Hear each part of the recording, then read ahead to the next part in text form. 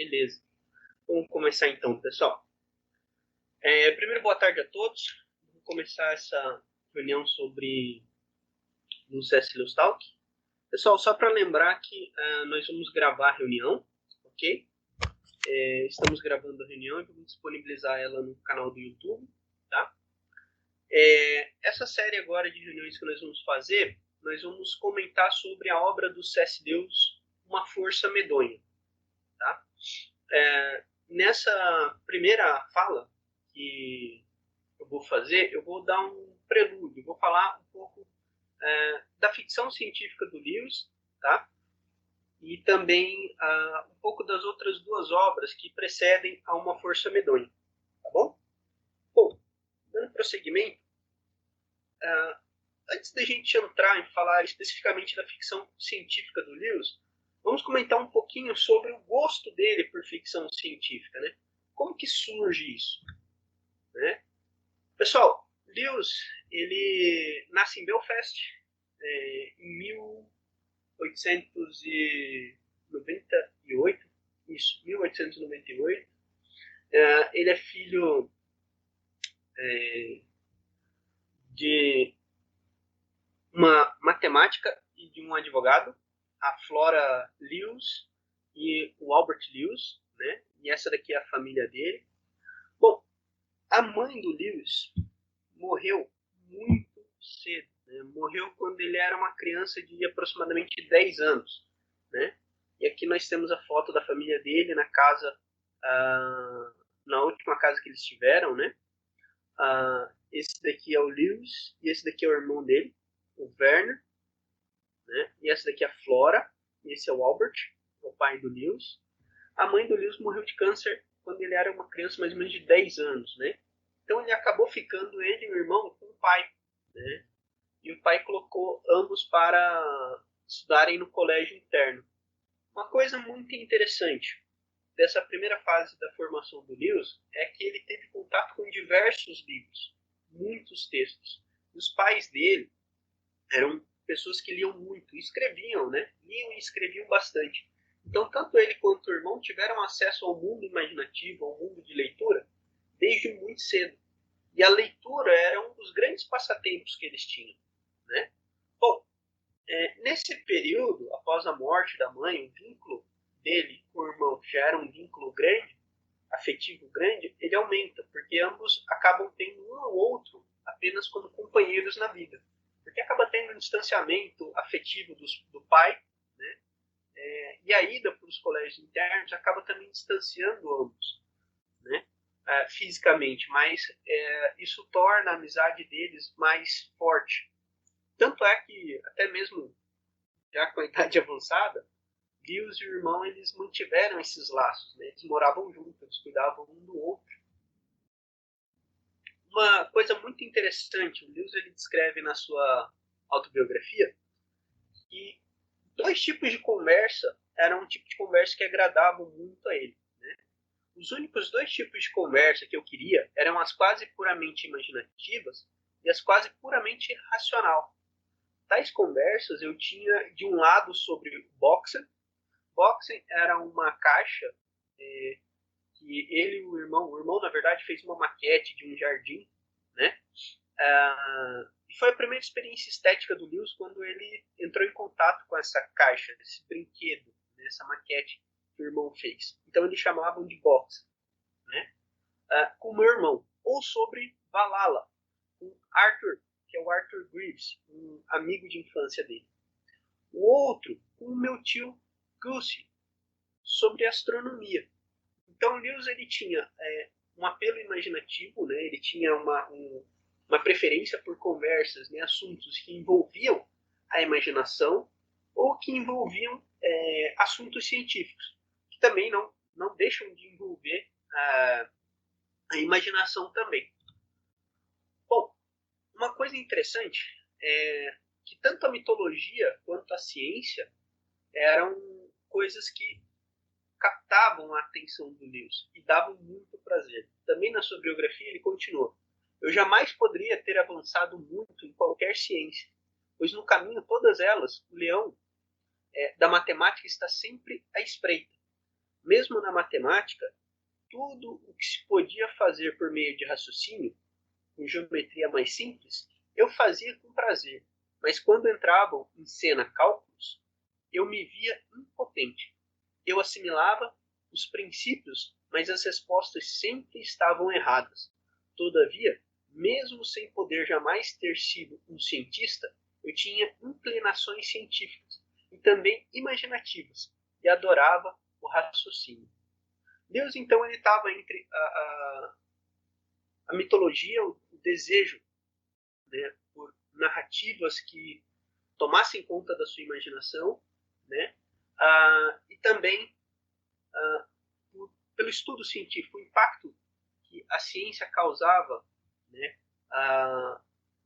no seu intelecto, também na sua imaginação. Tanto a ciência quanto a mitologia, elas têm um apelo imaginativo, né? E eu gostaria aqui de mostrar para vocês e ver assim a similaridade. Mais para frente nós vamos perceber isso. Isso daqui é um site, né? E nesse site tem várias obras desse artista, Alexei Bordusov.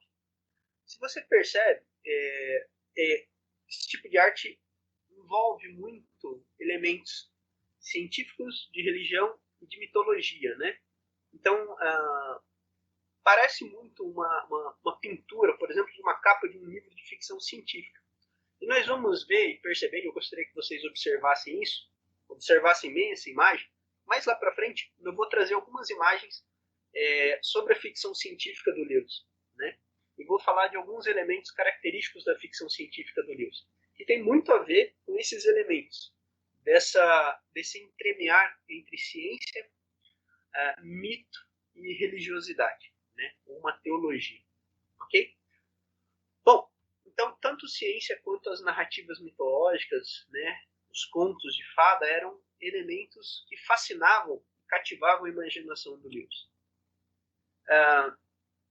Tanto é que uma das grandes fontes de prazer do Lewis no período da sua formação escolar, no colégio interno, no primeiro colégio interno, um dos seus escapes era a leitura de literatura de ficção científica, né? Eram os textos do H.G. Wells, né? Aqui tem dois exemplos, né? Guerra dos Mundos e A Máquina do Tempo.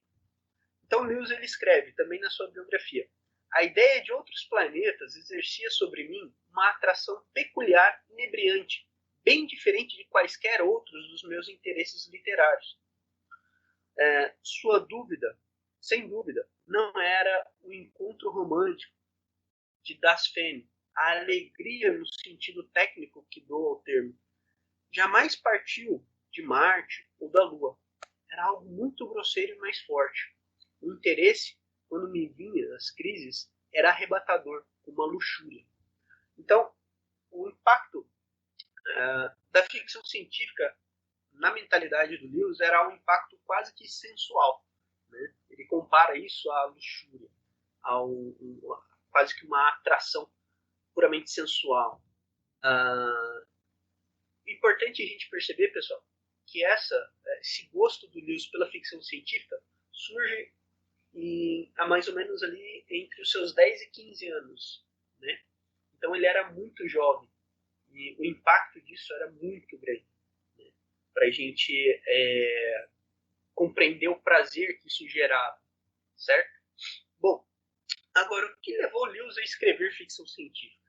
Esse é um ponto interessante, né? Se desde cedo ele tinha um gosto imaginativo, né, tanto por ciência quanto por mitologia, o que levou o Lewis a escrever ficção científica? E mais para frente nós vamos ver como que ele une os elementos científicos e mitológicos na construção da sua ficção. Bom, o poder das histórias para cativar a imaginação, né? A ficção científica de Lewis, a trilogia cósmica, é uma resposta imaginativa ao cientificismo e ao humanismo secular das obras de seu tempo. Uma das principais críticas assim, do Lewis, depois de mais velho, né, como crítico literário, é justamente como que as obras de ficção científica carregam no seu bojo um otimismo cientificista muito forte. A ideia de que a ciência ela pode ser absoluta ou a única solução para a nossa vida, né? da gente encontrar na ciência a redenção.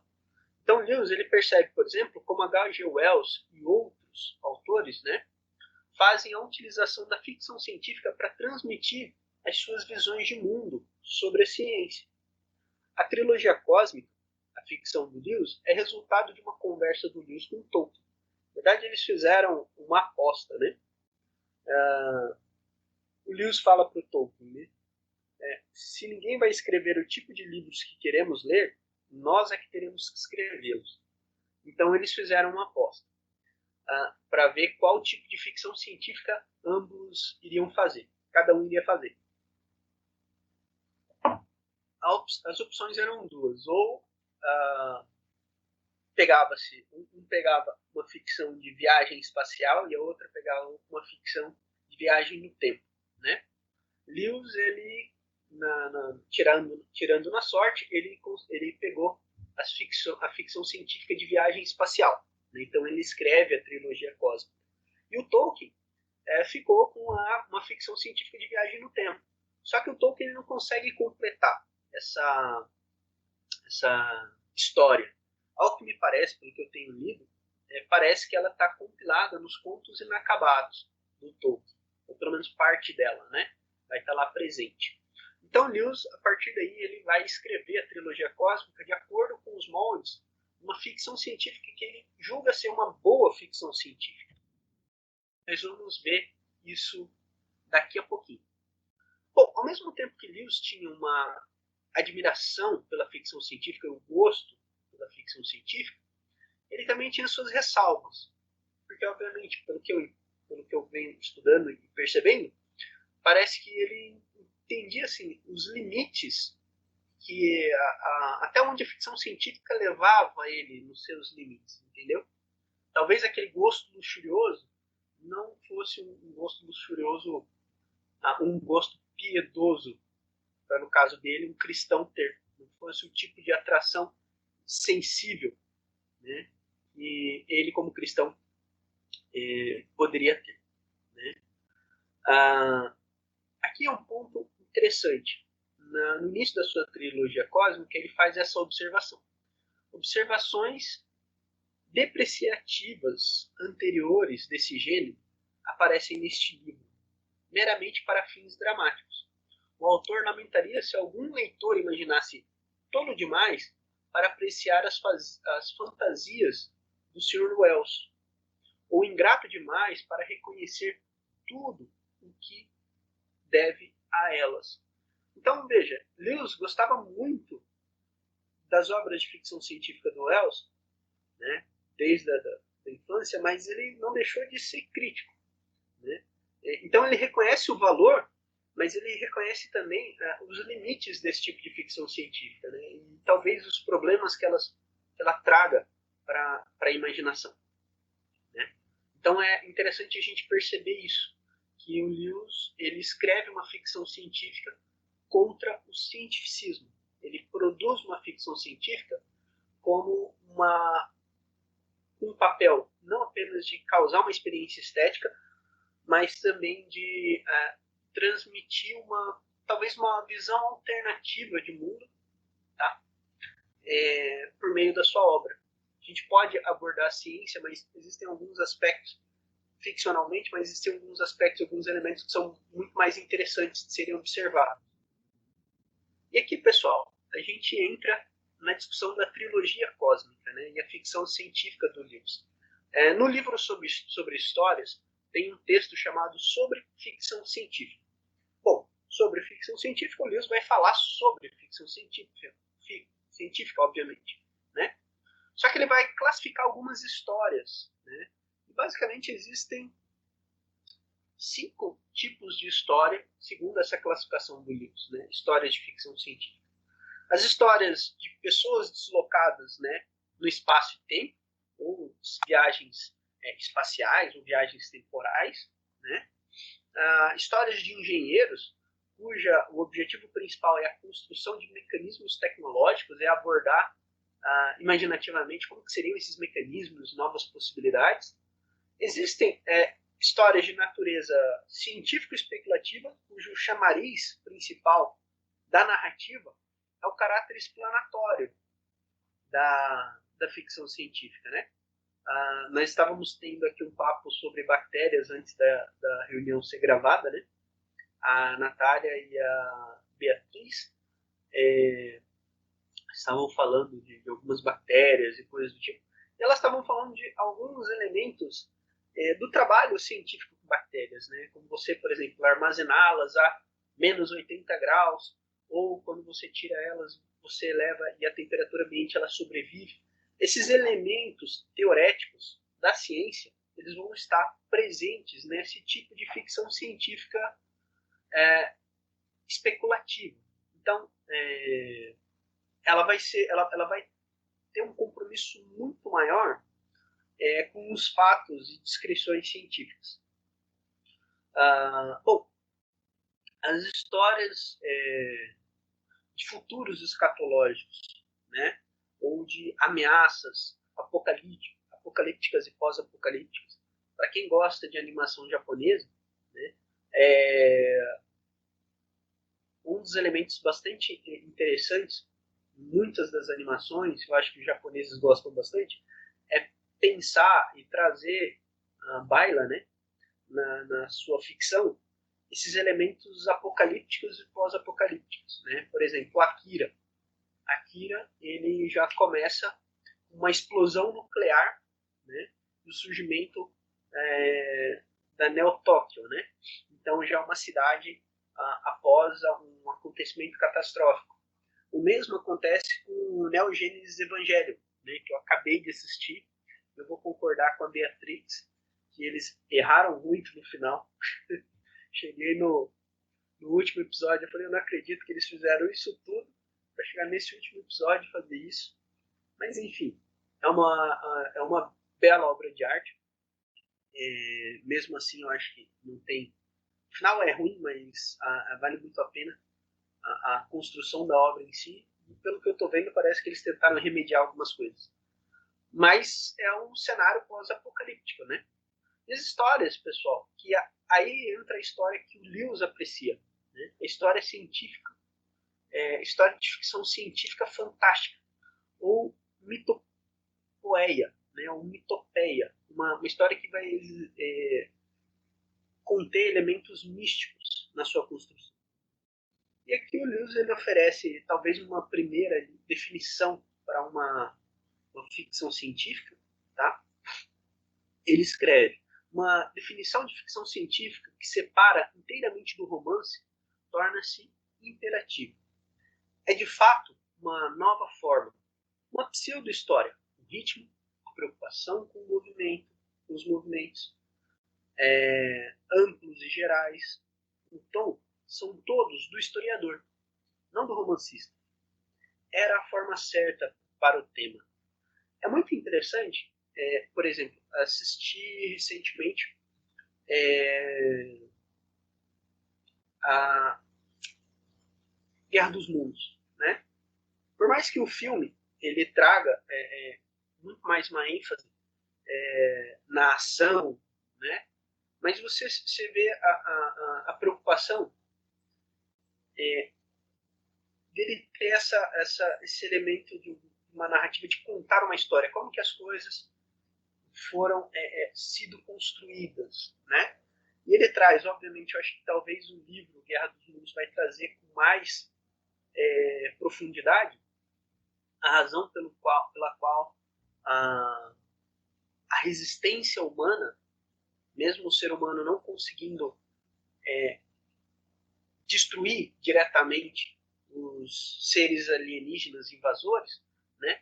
Mas como que a constituição biológica humana e a sua resistência, né, a micro-organismos, bactérias, talvez seja isso, eu não sou um grande entendedor dessas coisas, frente a um ser alienígena que não tem essa defesa biológica, né, como isso é importante na sobrevivência da humanidade, né, como foi um fator determinante para a constituição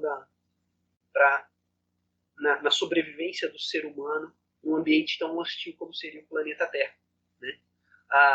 Isso me remete também a chegada dos portugueses, por exemplo, no Brasil, como que eles trouxeram doenças que, bom, dizimaram ali os indígenas, né? Gripe, talvez, né? Mas as doenças que o europeu tinha, que não existiam aqui no país, dizimaram e mataram muitos índios, né? Então essa questão dessa imunidade, o que a gente está vivendo hoje com a pandemia, né? Uma nova doença aí que se espalhou, e como a gente não tem um sistema biológico capaz de resistir, muitas pessoas sucumbem. Né? Então essa é uma questão interessante, porque a abordagem do filme, por mais que seja uma abordagem de ação, mas o ritmo ele segue essa preocupação, né? Com movimentos mais amplos, mais gerais, em alguns casos talvez bastante mais documental, né? Esse olhar mais próximo de estar contando uma história narrada como um historiador, né? Não necessariamente como um romancista. Aqui são alguns exemplos, por exemplo, histórias de pessoas deslocadas no espaço temporal, né? Bom, são exemplos que o próprio Lewis traz. Uma ficção científica para a construção do romance, né? O Lewis coloca esse tipo de ficção como uma ficção mais baixa. O pretexto dele é apenas construir um romance, uma historinha bonitinha. E ele faz uma crítica bastante pesada, acho que em 1984, na obra sobre histórias. Ele tem um comentário sobre 1984. Depois ele vai falar sobre essas construções de mecanismos tecnológicos, né, essas histórias de engenheiros, novas descobertas científicas e técnicas como possibilidades reais no mundo atual, né, obras, histórias, exemplos de histórias de científico especulativo.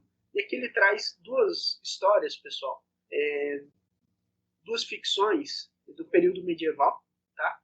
Mostrando como que a ficção científica não é uma coisa tão moderna, né? É uma coisa que existia e estava presente. Né? Os primeiros homens na Lua, da H.G. Wells, histórias apocalípticas ou pós-apocalípticas, né? O fim da infância do Arthur Clarke, e a Guerra dos Mundos, por exemplo, do Wells. E aqui, pessoal, entra um elemento da história fantástica do Lewis, né? Da ficção científica fantástica, da mitopoeia. Né? Essas histórias, pessoal, elas englobam não apenas viagens no tempo, viagens espaciais, mas também histórias sobre deuses, fantasmas, zumbis, demônios, fadas, monstros. E o que é interessante, Lewis coloca os contos dos irmãos Grimm, Beowulf, a história do Rei Arthur, como obras de ficção científica, mas que vão trazer esses elementos míticos, mitológicos. Né? E Lewis comenta aqui, quando ele fala sobre essas histórias. A última subespécie de ficção científica representa simplesmente um impulso imaginativo tão antigo quanto a humanidade operando sob condições especiais do nosso próprio tempo. Não é difícil ver por que aqueles que desejam visitar regiões estranhas na busca de beleza, admiração ou terror, não fornecidos pelo mundo real, foram cada vez mais conduzidos a outros planetas ou a outras estrelas. É o resultado do aumento do conhecimento geográfico. Quanto menos conhecido for o mundo real, mais pulsivamente suas maravilhas podem ser localizadas por perto. À medida que a área de conhecimento se espalha, mais as distâncias aumentam. Como um homem quase muda de casa, mais e mais para o interior, conforme ver-se cercado pelas novas edificações. Aqui, pessoal, é justamente essa busca, o que cativa essa última ficção científica, essa ficção científica fantástica, é a busca de um encontro por algo extraordinário. É uma busca por coisas estranhas, mundos diversos, né? Por uma beleza, ou admiração, ou terror que está muito além daquela sua vida cotidiana, aquela sua vida comum, né? Viagem no centro da Terra, por exemplo, né? 1000 léguas submarinas. Antes da gente chegar em viagens espaciais, ou viagens temporais, ou viagens entre outras dimensões, hoje em dia, por exemplo, quem gosta de animação, provavelmente vai gostar bastante de Rick and Morty, né? Que aí você tem uma viagem não interespacial, mas uma viagem entre dimensões, entre realidades diferentes. Então você tem os vários Ricks, os vários Morts, no fim da história lá eles acabam entrando em conflitos, né? Você tem a ideia de mundos possíveis. Em um mundo, o Rick e o Morty daquele mundo morrem, então eles são substituídos por outros. Então eles acabam vivendo em outra realidade, né? Então existe uma construção aí complexa hoje em dia de você pensar a ficção muito mais como uma coisa que está muito mais longe do que uma floresta desconhecida, um país desconhecido, uma ilha desconhecida, um local no nosso planeta que seja desconhecido, como o centro da Terra ou o fundo do mar, ou um outro planeta, né? Ou uma outra galáxia. Agora nós estamos indo para uma outra realidade, para uma outra dimensão. E o Lewis já faz uso disso nas Crônicas de Nárnia. Quem leu O Sobrinho do Mago vai lembrar que o Diggory e a Polly, eles usam um par de anel, se eu não me engano, verde e amarelo, que possibilita a mudança deles de dimensão. Até eles chegarem em uma outra dimensão, que tem umas poças de água, como um bosque, eles vão mudando de dimensão à medida que eles entram nessas poças de água, eles vão sendo mandados para outras realidades. Até eles encontrarem a feiticeira, que viria a ser a feiticeira branca, né? E aí toda a história de Nárnia ser construída. Isso é um aspecto interessante. Lewis ele continua, nessa espécie de história, o aparato pseudocientífico deve ser tomado simplesmente como um motor. Então o objetivo não é discutir ciência, tá? É apenas cativar a imaginação, no sentido em que essa palavra aborreceu os críticos neoclássicos. A aparência mais superficial de plausibilidade e mais importante sopro para o nosso intelecto crítico o fará. Estou inclinado a pensar que os métodos francamente sobrenaturais são os melhores. Então a ficção científica do Lewis vai trazer esse elemento de sobrenaturalidade, né? Ele não vai falar especificamente, o forte dele não é a descrição científica, mas é trazer o fantástico, ou o luminoso, o desconhecido, o sagrado, né? A experiência daquilo que está para além e que transcende a nossa realidade. Certa vez, levei um herói a Marte, e aqui ele está falando do Hanson, numa nave espacial. Mas quando pensei melhor, eu transportei para Vênus por meio de anjos. Aqui ele está falando do primeiro volume da trilogia cósmica, que ele leva o Hanson para Marte, né, ou uma Lacandra, em uma nave espacial, construída pelo Weston e pelo Devine, que são outros personagens, né? E também o transporte dele posterior para Perelandra, onde ele vai lutar lá contra o Weston, que foi, digamos assim, endemoniado, tentar o Adão e a Eva daquele planeta, né? E nessa viagem, anjos, né, vêm para buscar o Hanson e levar ele para outro planeta. Nem precisamos que os mundos estranhos, quando chegarmos lá, sejam estritamente vinculados com as probabilidades científicas. E o Lewis ele faz isso mesmo, ele traz uma outra realidade, uma nova física que ele apresenta, totalmente distante da nossa. É a maravilha, a beleza deles, ou o que sugere, que importa.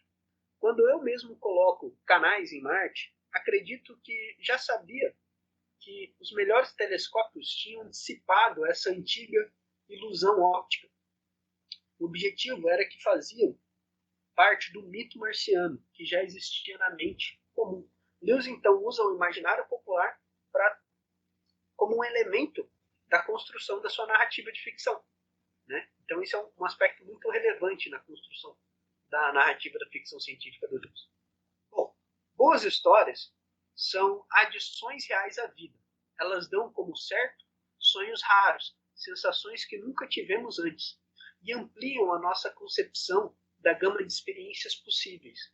Daí as dificuldades em discuti-las com aqueles que se recusam a ser tirados do que chamam de vida real, o que significa, talvez, a rotina de atravessar uma área muito mais ampla de possíveis experiências, a que nossos sentidos, nossos interesses biológicos, sociais ou os interesses econômicos geralmente os limita. Ou que, se tirados, não podem ver nada além de cansativo e aborrecimento ou monstruosidade doentia. Eles estremecem e pedem para ir para casa. Sei por experiência própria que os que gostam de mitopeia gostam de fantasia e de contos de fada, com uma intensidade quase igual. Os dois fenômenos considerados em conjunto devem, pelo menos, descartar a teoria de que obras desse teor sejam algo trivial. Aparentemente, pelas reações que produz, a mitopeia é para o bem ou para o mal, um modo de imaginação que produz algo em nós em um nível mais profundo. Aqui Lewis está fazendo um contraste entre as pessoas que ele chama, né, uma crítica, ele chama de realistas, né? São pessoas que gostam daquelas histórias cotidianas, né? Uma história do mundo real, onde um garfo é um garfo, uma colher é uma colher, né? E ele está contrastando com aquelas pessoas que gostam, de fato, daquelas histórias fantásticas, né? Que gostam daquela experiência de maravilhamento, de coisas grandiosas, monstruosas, né? Então ele conclui que pelas reações que essas histórias produzem, né, a mitopeia, é para o bem ou para o mal um modo de imaginação que produz algo em nós em um nível muito mais profundo, né? De fato, elas acessam coisas que estão no nosso interesse, nos nossos desejos, a nível, por exemplo, do que os sonhos acessam, né? Do que a experiência cotidiana não pode acessar. Então elas têm uma psicologia mais profunda.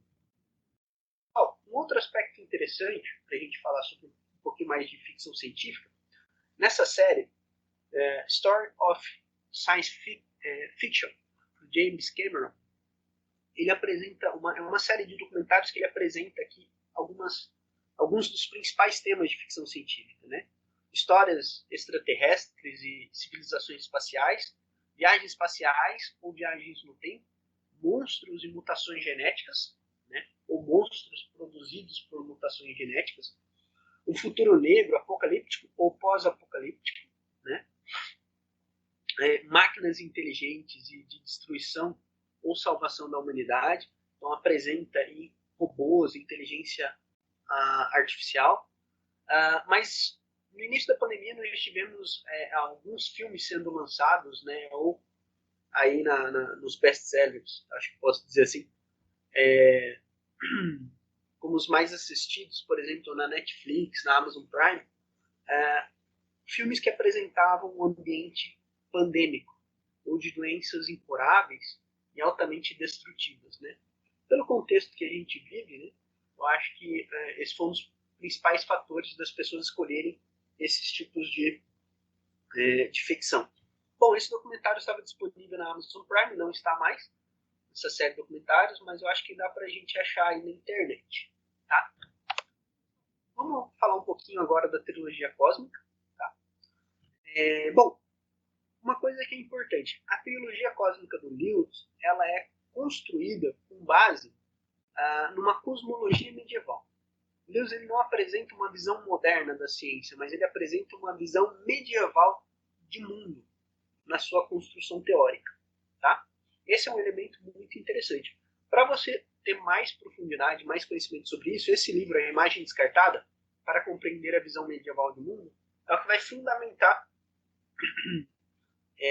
teoricamente, digamos assim, o que o Lewis apresenta como elementos imaginativos na construção da sua narrativa, né, na construção da sua ficção científica. Tá? Pessoal, eu não vou me aprofundar nesse livro, porque é um livro complexo e quando eu li ele já tem um ano mais ou menos.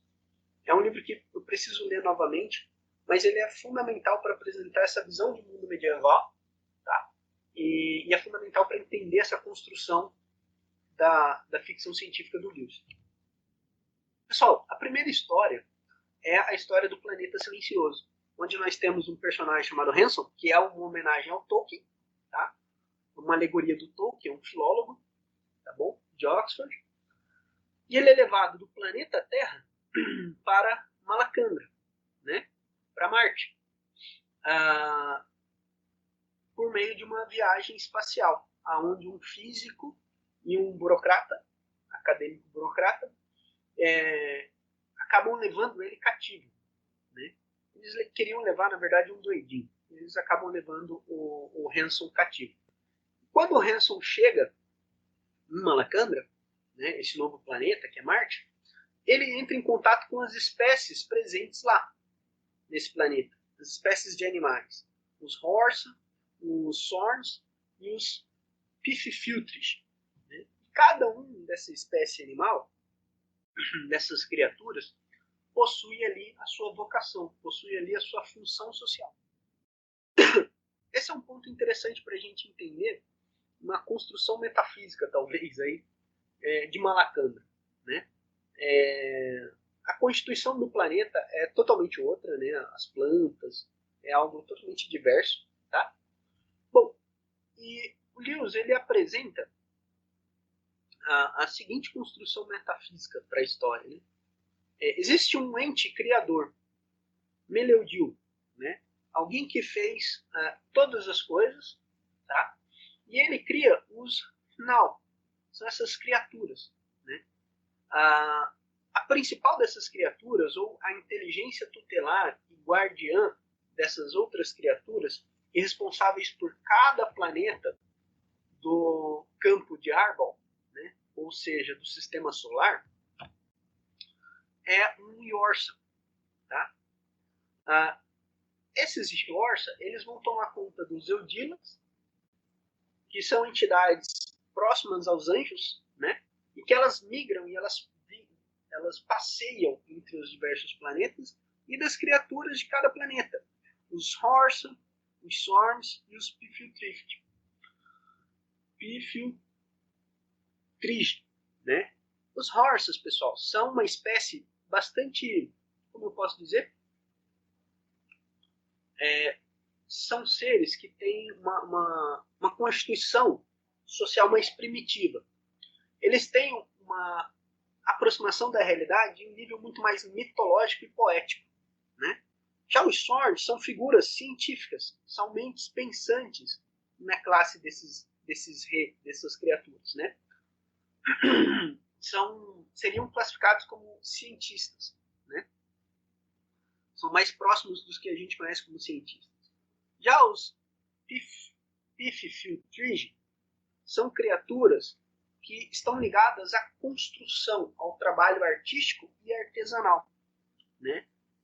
Eles estão ligados muito mais com os trabalhos manuais. Então temos 3 elementos de construção em Malacandra, né? De construção social em Malacandra.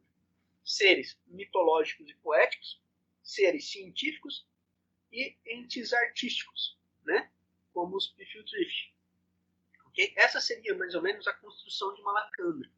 Na segunda história, gostaria de ressaltar que tem um trabalho muito interessante do Paulo Cruz. Paulo Cruz ele é professor de história, acho que filosofia da rede estadual de ensino estadual lá de São Paulo. Mas ele é um cara que ele tem feito aí, debatido aos gatos. Ele tem feito alguns debates no campo aí do racismo, né? Então tem trazido alguma reflexão aí sobre racismo, de um ponto de vista um pouco mais, um pouco diferente do que aborda o movimento negro, mas ele tem dialogado e debatido com o movimento negro. E ele também tem formação em teologia pela Universidade Metodista de São Paulo. E ele escreveu essa dissertação. Ficção científica contra o cientificismo. A teologia e imaginação moral na trilogia cósmica de C.S. Lewis. Né?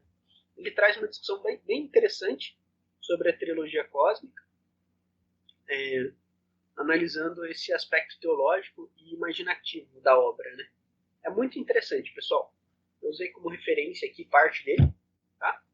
Pessoal, o segundo livro é Perelandra. Nesse livro, Hanson ele é levado para Vênus, né, que seria no campo de Arbol, seria Vênus. E lá ele encontra uma outra realidade, pessoal. É um planeta completamente coberto por água e com pequenas ilhas, como vocês podem ver, tá? Mas é um planeta já povoado, ou seja, já habitado por animais, por seres. E lá, pessoal, era como se eles estivessem vivendo uma nova era, o início de uma era adâmica, né? Uma era como a nossa, no Jardim do Éden. Né? Então aqui ele apresenta a senhora do planeta. Então ele vai apresentar aqui a senhora e o senhor do planeta. E eles tinham regras que eles não podiam descumprir. Por exemplo, existia uma única ilha que era fixa e era sólida. Só que eles nunca poderiam passar a noite naquela ilha, a não ser que ambos se encontrassem. Né? A não ser que ambos, Adão e Eva daquele planeta, se encontrassem. Né? E aqui eu estou quase dando spoiler do final da história. Mas eles não poderiam se encontrar, eles não poderiam passar a noite na ilha se ambos não se encontrassem juntos ali. Né? Ou seja, isso tinha um tempo determinado. Né? Era a regra, a lei daquele período, né? daquele planeta, né? A lei inicial. Só que existe um ponto aqui. Weston, personagem do primeiro volume, né, do Planeta Silencioso, o físico, né, que pensava que a ciência iria trazer uma nova era, né, de conquista espacial e revolução científica, né, para a humanidade, onde a humanidade conquistaria os novos planetas, conquistariam novas galáxias e tal, ele muda de mentalidade, ele adere a sistemas filosóficos sobrenaturalistas, né? Então ele vai para Perelandra, só que ele vai para Perelandra e ele vai incorporado pelo Yorsa, que habitou no Planeta Silencioso. E aqui é um ponto que eu esqueci de falar na outra história. Por que a Terra é o Planeta Silencioso? Porque o Yorsa da Terra se rebelou contra Malaldil. Então a Terra ficou conhecida como o planeta dos tortos, né? O planeta torto, ou planeta silencioso, porque ele perdeu a comunicação com Malaldil. Essa é uma coisa interessante. Se existe vida em outros planetas e vida inteligente, provavelmente, o que Lewis pode apresentar para a gente, provavelmente, se essa vida não sofreu a queda, provavelmente ela está em contato direto com Deus. Né? Como o nosso planeta sofreu a queda, ele perdeu esse contato, então ele se torna um planeta silencioso. Né? Mas Deus ele precisa mandar ali o seu filho para redimir aquele planeta. E o nosso planeta está em momento de restauração. Mas estamos em guerra. Houve uma grande guerra cósmica. Né? O Weston, quando ele adere a esse sistema de filosofia, a um outro sistema de filosofia, que não era o cientificismo, né? Mas um panteísmo, algo muito mais próximo disso, em Perelandra, Lewis apresenta vários debates teológicos. Ele acaba incorporando a entidade, o Yorsa, do planeta Terra, acaba incorporando nele e indo para Perelandra para gerar a queda em Perelandra. Então, o Hanson é enviado para Perelandra para combater ele. Inicialmente, esse combate é um combate intelectual, teológico, né? Mas chega um momento que esse combate se torna um combate físico. O Weston ali, tomado por aquele espírito, ele perde toda a sua humanidade, a sua característica humana. Né? Mas no fim lá, a queda não ocorre. Bom, eu dei spoiler do livro. Pessoal, um ponto interessante é que Lewis vai apresentar o ser humano não como a grande criatura do universo. O ser humano caído, ele vai ser muito mais como um vírus no espaço. Ele vai ser muito mais um ente que vai chegar em outro planeta e ele vai causar a destruição daquilo. Mais para frente eu vou comentar um pouco, mas vamos falar sobre religião e foguetes. Lewis fala o seguinte: provavelmente se o ser humano achasse vida em outro planeta, o ser humano escravizaria, né? E essa é a ideia tanto do Weston quanto do Devine no primeiro livro, né? É escravizar e explorar as riquezas do planeta, né? Então esse seria a Perelandra. Nesse artigo do Luiz Adriano Borges, As Quatro Criaturas, Perelandra e Exploração Espacial, ele traz uma reflexão muito legal. E esse livro do Lewis, A Última Noite do Mundo, traz o artigo Religião e Foguetes. Okay? Pessoal, o último livro, eu não vou me ater muito a eles, porque na próxima reunião o professor Geraldo vai falar sobre ele. Nós somos apresentados a uma força medonha. Basicamente, é o seguinte: é um grupo de pesquisadores que criam uma instituição, NICE, né, ou National Institute of Coordinated Experiments, um Instituto Nacional de Experimentos Coordenados. É um instituto que usa a ciência com fins de controle social, né? E Lewis ele critica porque isso seria a ciência planificada. Aquilo que foi feito no nazismo, foi feito no comunismo, foi feito por ideologias totalitárias no início e meados ali do século XX. Então seria um mau uso da ciência. E ele coloca essa entidade como uma entidade trabalhando em favor de artimanhas de Satanás, né? Então ele vai apresentar ali duas forças lutando, né? Aqueles que estão do lado de Malaudil, né? Do Yorsa da Terra, do Yorsa da Terra não, né? De Malaudil, e lutando contra as dominações do Yorsa da Terra, que seria Satanás, né? No caso. Então ele apresenta esse combate muito mais próximo da vida cotidiana, né? Ou da vida acadêmica. É muito mais um embate ideológico, né? Ele apresenta ali embates ideológicos, né? Com relação ao que se deve ser combatido, né? É uma obra muito interessante, só que ela já não tem tanto mais a característica de ser uma ficção científica. Ela tem muito mais as nuances de um conto de fada, né? Ele apresenta muito mais elementos de um conto de fada. Ele traz novamente a figura do mago Merlin, né? Para a mitologia inglesa, digamos assim, né? Para a construção mitológica inglesa. É uma obra muito interessante, é a obra que a gente vai estudar e eu não vou me aprofundar muito, porque de todas também é a obra mais complexa. Tá? Tem nesse site Evolution News, Science Today, apresenta uma série de estudos sobre uma força medonha, né? Nesse caso aqui, por exemplo, a educação de Mark Studdock, a sociologia, ou... Bom, agora o meu inglês limitou, né? Ele vai apresentar Mark Studdock nessa concepção da abolição do homem, né? É bastante... Pessoal, o que caracteriza a ficção científica do Lewis? Né? O Robert Adams, nesse livro A Verdadeira História da Ficção Científica, ele apresenta a seguinte ideia: a ficção científica de Lewis faz parte de suas investigações teológicas. Na verdade, aquela força medonha é uma ficcionalização da moral de a abolição do homem. Um ataque unilateral e espirituoso, mas fatal ao relativismo filosófico, que termina com uma distopia futura, ficcionalizada, na qual o valor objetivo foi descartado. Se vemos a ficção científica como uma dialética entre materialismo e espiritualismo, entre compreensão do eu e do isto, a visão materialista, e a compreensão, né, do eu e o tu, uma visão espiritualista, na relação da consciência com o cosmos, Lewis é o defensor imperturbável dessa segunda abordagem.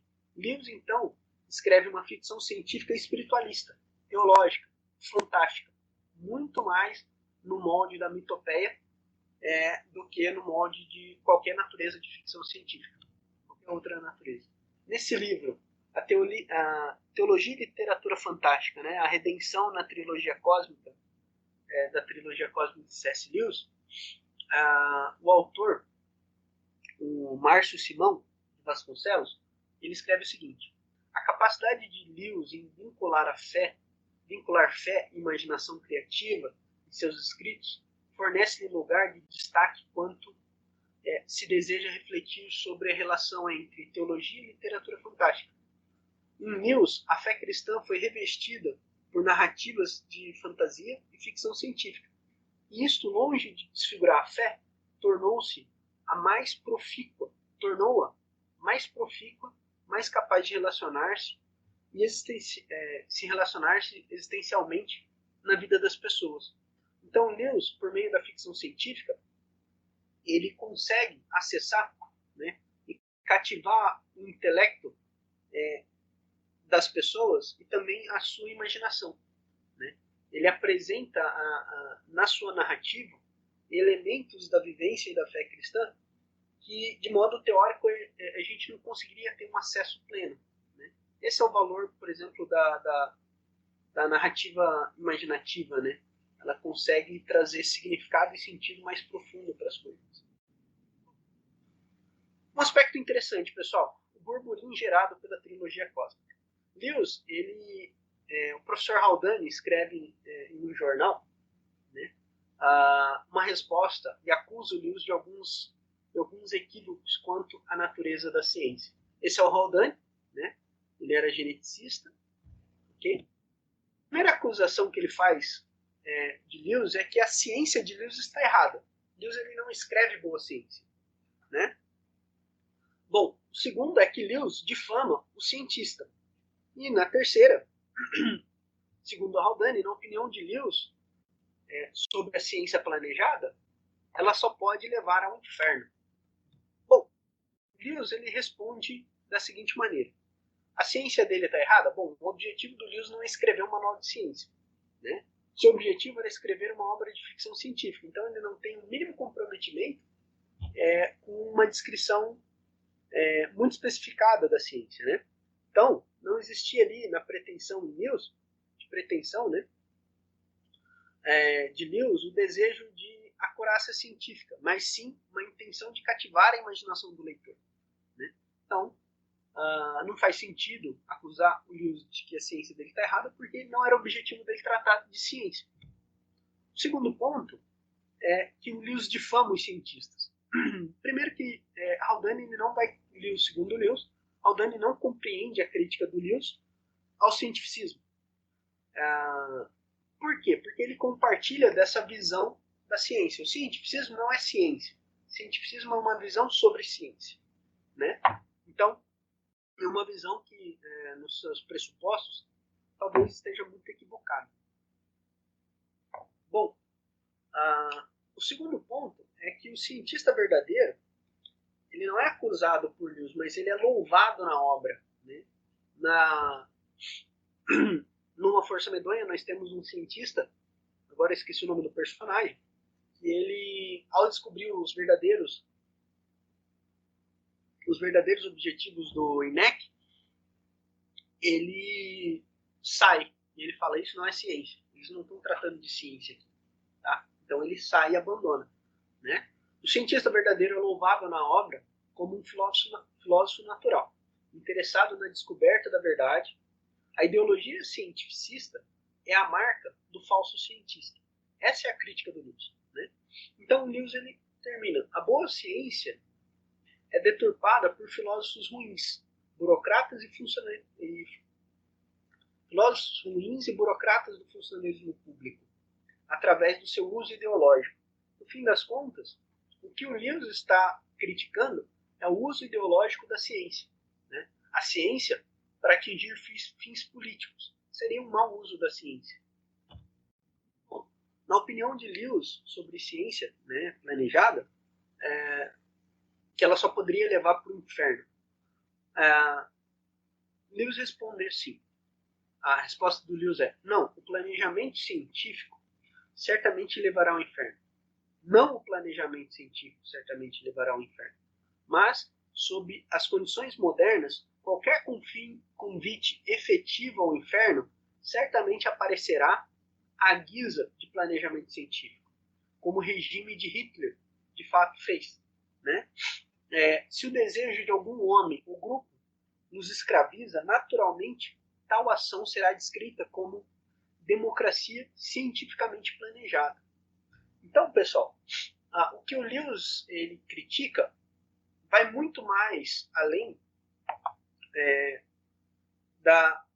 do uso de conhecimento científico na construção de obras ficcionais. Ele critica o uso ideológico dessas obras para propagar uma visão de mundo. Né? Em diversos aspectos, as críticas que as pessoas fazem com relação ao Lewis, né, na sua ficção científica, é justamente a partir dos pressupostos de uma visão científica ideologizada. Então, por exemplo, no caso do Haldane, ele estava partindo de dentro da discussão, o que ele trazia estava dentro do arcabouço de uma ficção científica, de uma ideologia científica, dentro do cientificismo. Né? Então, tomar o cientificismo como ciência, de fato, é equívoco. Né? Bom, pessoal, qual a visão de Lewis sobre ciência e sobre a tecnologia? Né? E aqui eu quero passar o mais rápido possível. Tá? Nesse livro, A Abolição do Homem, o Lewis ele apresenta essa visão moral dele. No primeiro capítulo, né, Homem Sem Peito, ele apresenta o cético quanto aos valores morais e objetivos aceitos por uma tradição. Então ele vai apresentar o tal, né, que é a ideia de que existe certo e errado objetivamente. Né? E ele vai criticar aqueles que discordam disso. No capítulo O Caminho, ele vai apresentar esse cético como um inovador moral. Né? Ele vai apresentar o moralismo dos inovadores e a formulação de novos valores morais subjetivos. Né? E o capítulo A Abolição do Homem é o meio pelo qual esses céticos, agindo como inovadores, o que eles vão fazer, ou o meio pelo qual eles se usarão, e aquilo que eles se transformarão ao usar a ciência como um meio de manipular a realidade, manipular as pessoas a seu bel prazer. Né? Então a abolição do homem vai se caracterizar por essa manipulação do homem pelo homem. Né? O homem tentando controlar a natureza, ele acaba sendo controlado pela natureza. Aqui temos um texto bastante interessante da Gabriele Gregersen, eu acho que é assim que fala o nome dela. Eu nunca acerto o nome dela. Irrigando Desertos, a Educação e Imaginação de C.S. Lewis. Né? É um texto muito interessante.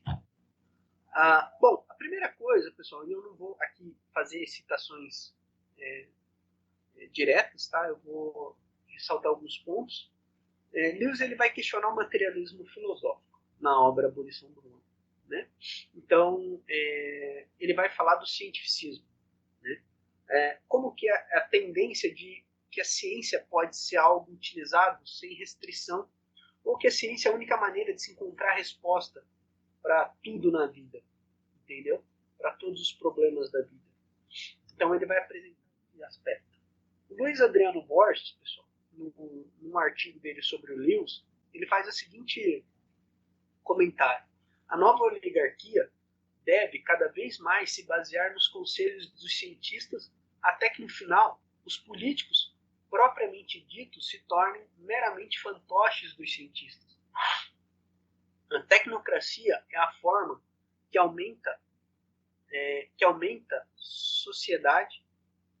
A tecnocracia é a forma que aumenta sociedade planejada deve tender. Acho que ficou ruim isso. A ideia de tecnocracia, pessoal, é o domínio social por meio da técnica, por meio da engenharia.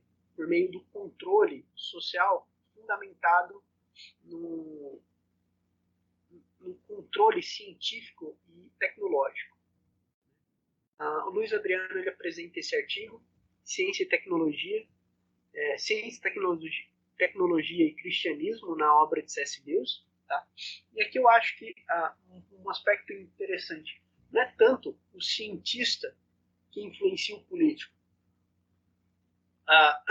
mas existe uma relação aí bem complexa, que o desejo por poder e controle une tanto cientistas quanto políticos por uma razão ideológica a fim de controlar as pessoas, controlar uma massa, né, de pessoas. Eu acho que a questão é essa. A partir do momento que a ideologia toma conta da ciência, tanto para um lado quanto para o outro, a gente vê isso nessas nossas discussões sobre a pandemia, vacina, cloroquina, essas coisas, é muito mais, tá muito mais para além de uma discussão científica do que quanto é uma discussão ideológica. Né? Então acho que tem alguns aspectos interessantes de serem ressaltados nesse uso ideológico da ciência e nessa má aproximação que a ciência faz, né, ou cientistas, na verdade, fazem da política. Pessoal, a ciência e a magia, a abolição do homem apresenta a ciência e a magia como tendo nascidos do mesmo impulso, o impulso do homem por controlar a natureza. Só que a magia ele acaba perdendo força com o passar do tempo. E a ciência, pela sua sofisticação, acaba ganhando força. Mas o desejo no ato científico é ainda o desejo de domínio, né? O desejo de conformar a realidade aos seus próprios valores, à sua própria visão. Então, o cientificista, né, o mau cientista, ele não conforma a sua teoria à realidade, mas ele quer conformar a realidade à sua teoria. Lewis apresenta na Carta de O Diabo ao Seu Aprendiz, segundo o que seria o desejo de Satanás, né? Produzir um mago materialista, que ao mesmo tempo não acredita na existência de Deus, ou na existência de Satanás, ou de forças demoníacas, mas venera as forças da natureza. Né? Venera a natureza ao ponto de adorá-la. Então esse seria o ápice ali da criação demoníaca no século XX, né? O mago materialista. Pessoal, aqui a abolição do homem, né? Esse trecho eu falei que eu acho que ele é bastante interessante, mas o dever moral é somente o tal. A verdade eterna, moral, e moral objetiva na definição do livro. Isso daqui é uma observação minha, tá? Que eles podem querer impor aos homens, mas que não é válido para eles. Eles são quem? São os manipuladores, certo? Eles querem impor um dever moral à humanidade, mas eles não impõem esse dever moral a eles mesmos, tá? Se eles o aceitam, então não são mais os forjadores de consciência, mas apenas seus súditos. A sua conquista sobre a natureza não terá de fato acontecido. Não que eles sejam homens maus. Eles não são homens, não são homens em absoluto. Saindo do tal, eles caíram no vazio. Nem objetos do condicionamento serão homens infelizes. Eles não são homens em absoluto, são artefatos. A conquista final do homem mostrou a abolição do homem. À medida que a sociedade ruma para o uso da ciência como um meio de controle e manipulação, toda a humanidade, ou todo indivíduo perde a sua humanidade. Ele acaba se tornando meramente um artefato. Um ser meramente manipulável. Ou como a gente estava tendo a conversa no início, bactérias escravizadas. Né? Os seres humanos se tornam simplesmente objetos que podem ser controlados ao bel prazer de uma elite. Okay? Então a conquista final do homem mostrou-se a abolição do homem. O homem, por pensar dominar a natureza, acabou sendo dominado pela própria natureza, né? Mas o Lewis ele não tem uma visão completamente negativa do trabalho científico. Mas ele fala que o cientista, e aqui é interessante a gente observar, que o cientista como uma profissão é algo que surge no final do século XIX, início do século XX. E já há um rebaixamento da condição, né, e um fechamento de uma classe. Né? Ciência deixa de ser um trabalho de busca por virtude e ele acaba sendo apenas um trabalho de um ganha-pão. Né? Por mais que, idealmente, as pessoas querem fazer ciência porque elas querem descobrir a verdade, né? Ou querem descobrir a estrutura do mundo, elas acabam tendo um único fator motivacional, muitas vezes, ganhar o seu dinheiro. E tornando a ciência como uma profissão e esquecendo os elementos das virtudes do trabalho científico, que seria o aprimoramento do ser, do indivíduo, né? O cientista ele se torna alguém que pode ser mais facilmente manipulado por uma ideologia. Né? Então o Lewis ele faz uma contraste entre o cientista que acredita na visão cientificista de mundo e o que seria o filósofo natural. E Lewis propõe um resgate da filosofia natural. Né? O verdadeiro cientista ele não vai tratar as pessoas como os indivíduos ou os animais, né? Ou até mesmo pedras, rochas, simplesmente como matéria manipulada. Ele não vai agir como um manipulador. O verdadeiro cientista vai respeitar aquilo que ele lida. Né? Então o Lewis, aqui, ele traz uma visão do que seria essa ciência. A ciência regenerada que tem em mente não faria nem mesmo com minerais e vegetais o que a ciência moderna ameaça fazer com o próprio homem. Quando explicasse algo, ele não esqueceria esse algo. Quando tratasse das partes, não esqueceria do todo. Ao estudar uma coisa no mundo do isso, ela não perderia de vista aquilo que Martin Buber chamou da situação do tu. Em resumo, ela obteria uma conquista sobre a natureza sem ser ao mesmo tempo conquistada por esta última. Adquiriria o conhecimento por preço mais módico que a própria vida.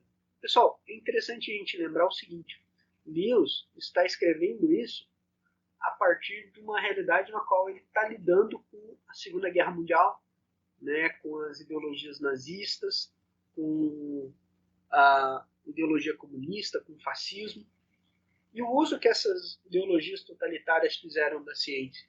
Né? Então isso é muito mais uma crítica também a essa ideologização e totalitarismo, né, do que é uma ciência deturpada. Tá? Pessoal, para nossa conclusão, em certo sentido, é errado a gente ler a ficção científica deliberadamente medieval de Lewis de um modo pós-copernicano. Então a gente não pode ler a trilogia cósmica de um ponto de vista da ciência moderna. A motivação principal de Aquela Força Medonha, né, deixa claro o projeto central de toda a trilogia: demonstrar que o materialismo não é apenas incompatível com a ética, mas também tem de ser eliminado pela raiz, pelo tronco, pelo próprio conceito.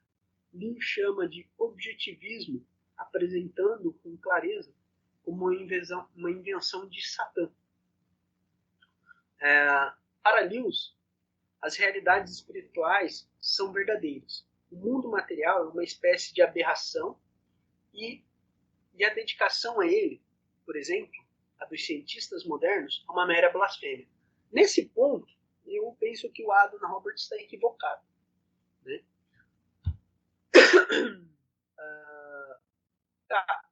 Se a gente entendeu que o cientista moderno não é o cientista no sentido do bom cientista que o Deus apresenta, né, o filósofo natural, talvez sim, mas o mundo não é visto como uma aberração. Né? mas o mundo que se querem construir por meio da manipulação científica, esse sim é um mundo visto como uma aberração.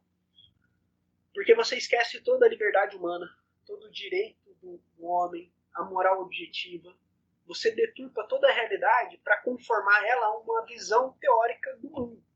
E esse é um equívoco. O que você constrói a partir disso é uma aberração, porque você não respeita a própria realidade. Né? Agora, o cientista em si, talvez aqui o termo cientista moderno, como a gente viu em outras citações, refira-se justamente a esse cientista ideologizado, que parte de uma visão cientificista da realidade. Né? Ele fala o seguinte: as ciências físicas em si mesmas, boas, inocentes, já tinham, mesmo no tempo de Hanson, começado a se perverter. Então, ó, o problema não é a ciência, o problema é a perversão do uso da ciência. Se esse desdobramento, fosse bem sucedido, o inferno estaria, enfim, encarnado. O homem mau, embora ainda um corpo, ainda rastejando neste pequeno globo, estaria naquele estado em que, até essa data, ele só havia encontrado após a morte. Um estado putrífico. Bom, pessoal, isso é interessante da gente perceber. Lewis não acha que a ciência por natureza, a ciência por si só, ela é ruim. Ela é algo bom, né, e produz coisas boas. Mas o mau uso que se faz da ciência, o uso ideologizado, o uso pervertido da ciência, é algo ruim. Porque esse uso vai ser feito de acordo com as motivações e os desejos pecaminosos do homem. Então o cientista ele já não é mais aquele que busca a verdade, mas ele é aquele que manipula o mundo segundo o seu desejo, ou segundo um plano ideológico, uma agenda, que ele mesmo não tem uma consciência plena do que é. Né? A abolição do homem vai trazer isso. Bom, pessoal, para a gente terminar aqui, o que é interessante da gente perceber, na vida do Lewis, a ficção científica sempre foi algo que trouxe uma boa experiência literária para ele, sempre trouxe um prazer literário para ele, não necessariamente uma boa experiência, mas um prazer literário para ele, mas que produziu ali nele, após a sua conversão, a necessidade de rever os conceitos fundamentais que motivavam a produção de uma ficção científica. Então ele propõe escrever uma ficção científica com elementos imaginativos, de contos de fada, de literatura fantástica, que trariam ali uma experiência do luminoso, uma experiência do sagrado, de beleza, maior do que a própria ficção científica da sua época poderia oferecer, porque ela estava fundamentada numa visão cientificista da realidade. Né? Bom, mas Lewis não deixa de colocar elementos de crítica ao pensamento científico dentro da sua obra. Então ele vai trazer imaginativamente esses elementos dessa crítica à ficção científica, ao cientificismo dentro da sua obra. Né? Mas também vai apresentar o que seria um bom caminho, um caminho ético, moral, para se fazer uma boa ciência. Né? Então existe aí um elemento complexo, uma complexidade muito interessante na obra do Lewis, na ficção científica do Lewis, que vai trazer a teologia, né, aproximar a teologia da ficção e vai trazer elementos teológicos na produção literária, para a produção literária. Isso é muito interessante. Tá? Gostaria aqui de deixar uma bibliografia básica, né, de texto. O que eu usei para essa fala, tá? Os artigos, ok? Bom, um convite, pessoal. A gente está com um grupo de ficção científica e cyberpunk. Nós vamos ler alguns textos no livro sobre histórias. Vamos ler Eu, Robô, né, uma série de contos do Isaac Asimov. E vamos assistir inicialmente o filme Guerra dos Mundos. Né? Fica o convite aí para vocês, tá? Vamos ter nossa primeira reunião mês que vem, se eu não me engano, dia 18. Dia 18 não, dia 15, tá? Fica o convite, quem quiser participar. Vai ser bem legal. Pessoal, temos o canal do YouTube, ok? com algumas palestras do C.S. Lewis Recebe, tá? As nossas palestras sobre a abolição do homem e a nossa série de palestras que vão ser disponibilizadas lá sobre uma força medonha. E também, pessoal, eu coloquei uma série de palestras que eu dei, estou colocando, né, que está acontecendo ainda, sobre C.S. Lewis e imaginação científica, que eu estou dando para o grupo da Associação Brasileira de Cristãos na Ciência, presentes na UFRRJ. Tá? Essa semana, amanhã no caso, eu vou falar sobre o amor pela aprendizagem, né? A visão de C.S. Lewis sobre educação. Galera, isso é tudo. Espero que vocês não tenham dormido, que tenham sido bastante pacientes comigo. Ok? Pessoal, eu vou parar a apresentação aqui e a gente vai para a nossa conversa. Tá?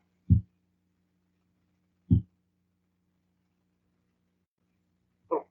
Tudo certo? Alguma pergunta? A minha fala ficou muito grande. Eu tenho que aprender a diminuir as minhas apresentações. Alguma pergunta, galera? Sim. Tá dando pra me ouvir bem? Tô ouvindo. Então tá bom.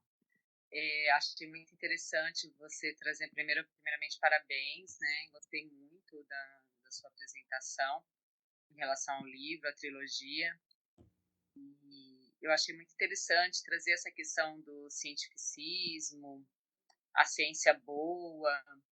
E eu fico pensando, pelo menos assim, nos discursos que a gente tem ouvido atualmente, que às vezes há uma visão um pouco equivocada dessa questão de ciência boa.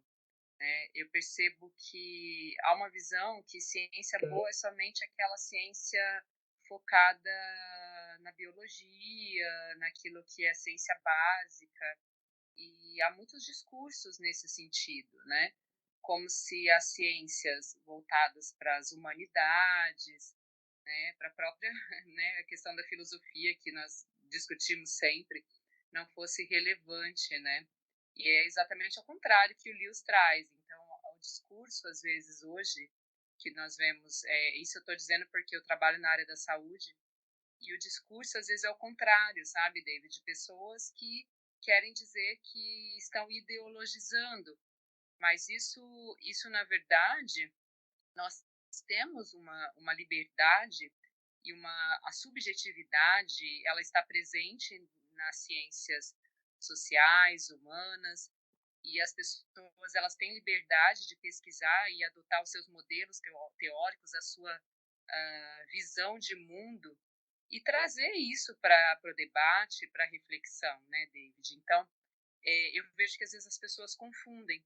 E quando a gente fala em ciência boa, elas falam, bom, então nós temos que deixar de investir em ciências humanas, né? Então, na minha opinião, isso é um grande equívoco e que, muito pelo contrário, que nós precisamos nos aproximar mais ainda dos valores, dos princípios da humanidade, né? E introduzir, na verdade, outros modelos teóricos de visão de mundo nessa discussão nas humanidades. É isso que está faltando na minha percepção.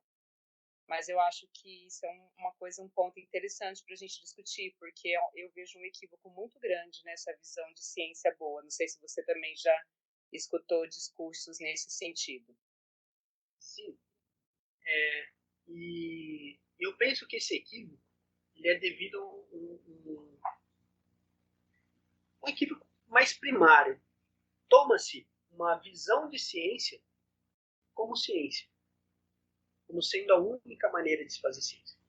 Então toma-se o materialismo filosófico ou o cientificismo como a ciência em si.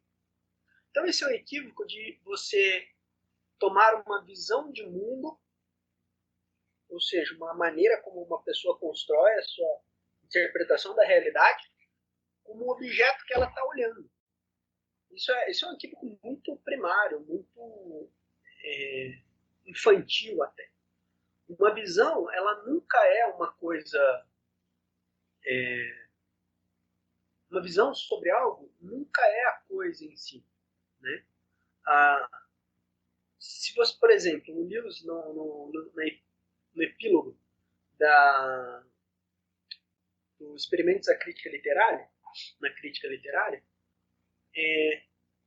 ele tem um trecho que ele fala assim, olha, se eu acho que a minha visão sobre as coisas é a realidade, quando eu olho um trilho de trem, eu tenho que de fato acreditar que esse trilho está se tocando no final.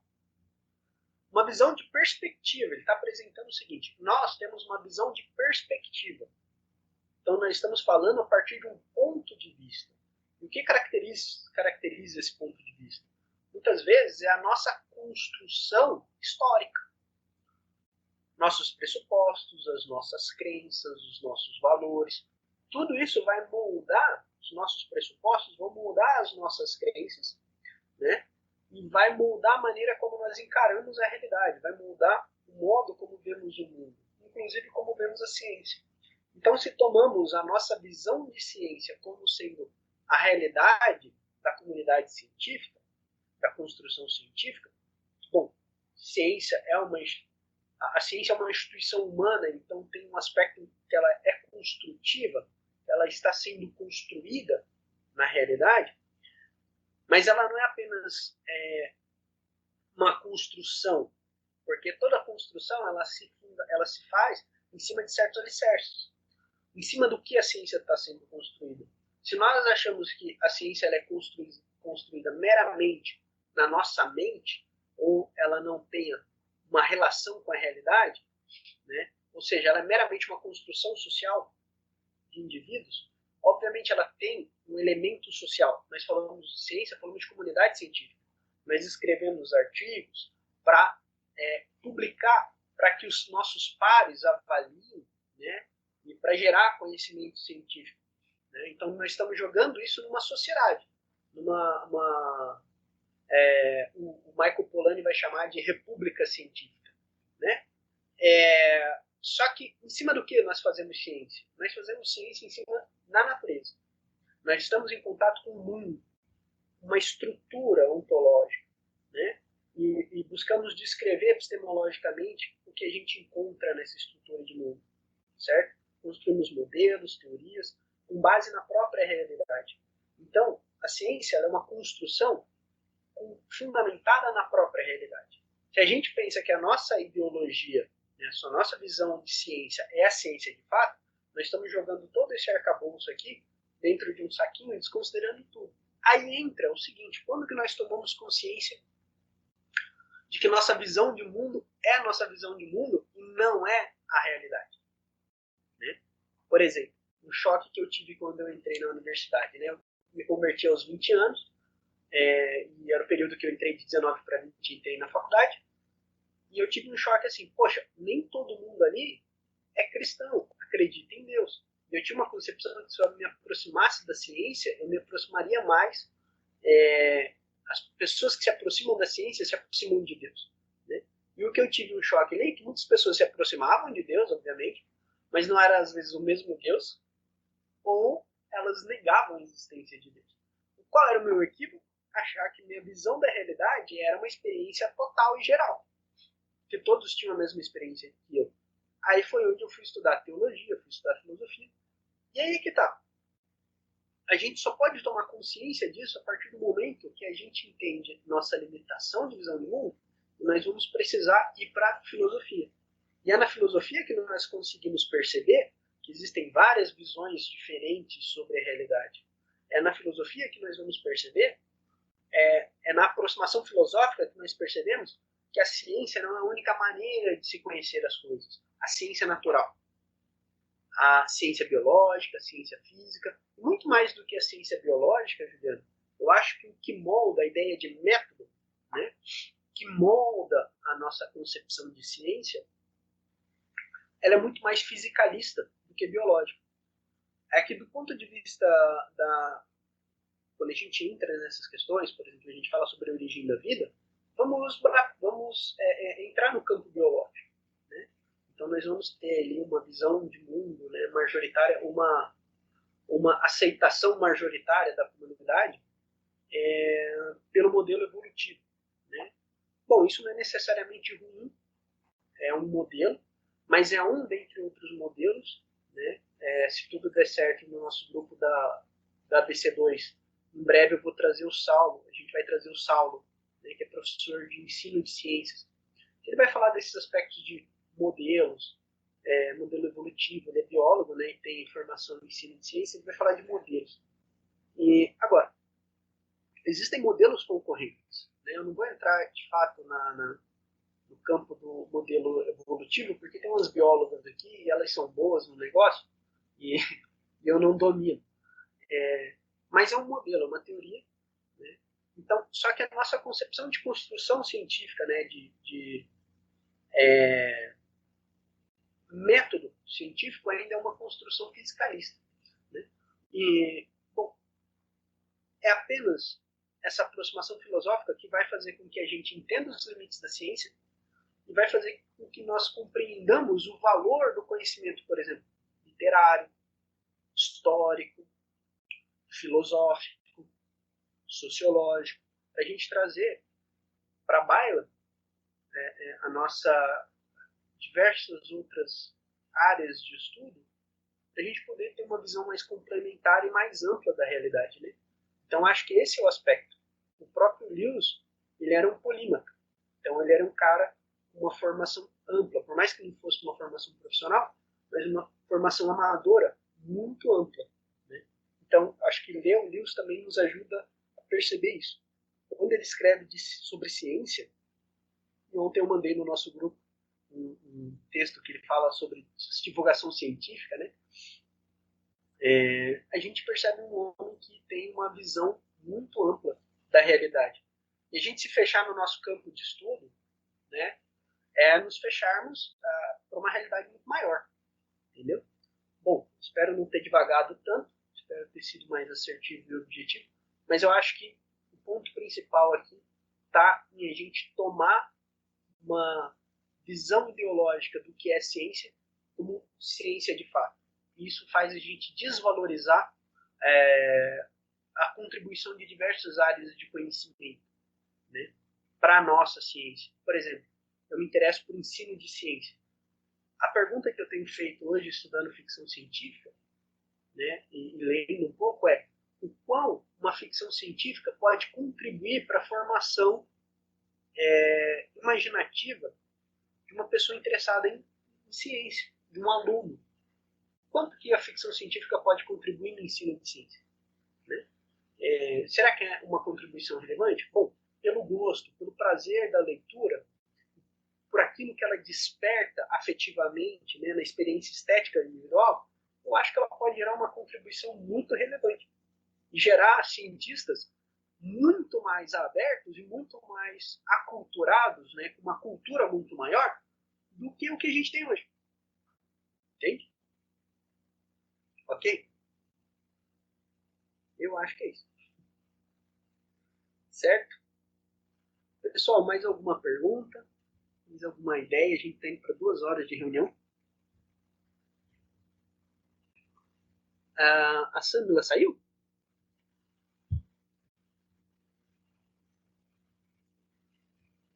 Juliana. Natália, alguma pergunta, alguma ideia? Evelise?